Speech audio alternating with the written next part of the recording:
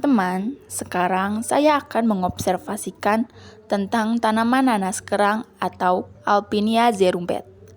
Tanaman nanas kerang atau Alpinia zerumbet juga dikenal sebagai jahe kerang atau jahe merah muda, adalah tanaman hias populer yang berasal dari Asia Timur. Tanaman ini digemari karena keindahan daunnya yang bergaris-garis dan bunganya yang unik menyerupai kerang. Observasi ini bertujuan untuk memberikan deskripsi rinci mengenai karakteristik fisik, habitat, manfaat, serta potensi pemanfaatan dari tanaman nanas kerang. Akar dari tanaman nanas kerang memiliki akar rimpang yang tumbuh menjalar di dalam tanah. Rimpang ini berfungsi sebagai tempat penyimpanan makanan dan alat perkembangbiakan vegetatif. Daun nanas kerang berbentuk lanset, panjang, dan berwarna hijau cerah dengan garis-garis kuning atau putih yang khas. Daun tersusun berselang-seling di sepanjang batang semu.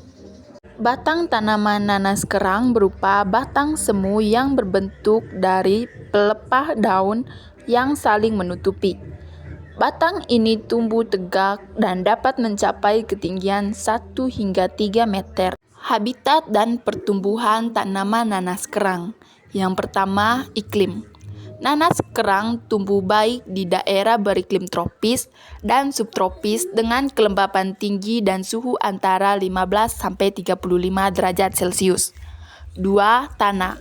Tanaman ini cocok ditanam di tanah yang subur, gembur, berdrainase baik, dan kaya akan bahan organik. 3. Perkembangbiakan. Nanas kerang diperbanyak secara vegetatif melalui pemisahan rimpang atau stek batang. 4. Pertumbuhan. Tanaman ini tumbuh relatif cepat dan mudah beradaptasi dengan berbagai kondisi lingkungan. Setelah kita mengetahui habitat dan pertumbuhan tanaman nanas kerang, sekarang kita akan mengetahui apa manfaat dari tanaman nanas kerang. Yang pertama, sebagai tanaman hias. Nanas kerang terutama ditanam sebagai tanaman hias karena keindahan daun dan bunganya. Tanaman ini cocok ditanam di dalam pot maupun di taman.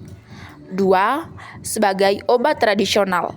Beberapa bagian tanaman, seperti rimpang dan daun, digunakan dalam pengobatan tradisional untuk mengatasi berbagai masalah kesehatan seperti demam, sakit kepala, dan masalah pencernaan. Yang ketiga, sebagai minyak atsiri.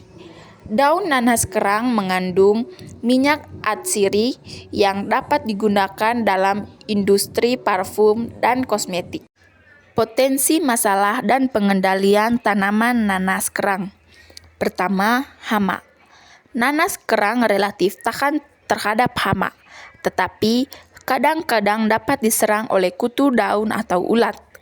Pengendalian dapat dilakukan dengan menggunakan insektisida yang sesuai atau metode pengendalian hayati. 2. Penyakit. Tanaman ini juga relatif tahan terhadap penyakit, tetapi dapat terinfeksi oleh jamur jika kondisi terlalu lembab. Pencegahan dapat dilakukan dengan menjaga drainase yang baik dan memberikan ventilasi yang cukup. Kesimpulannya, nanas kerang atau Alpinia zerumbet adalah tanaman hias yang menarik dengan nilai estetika dan manfaat potensi dalam pengobatan tradisional.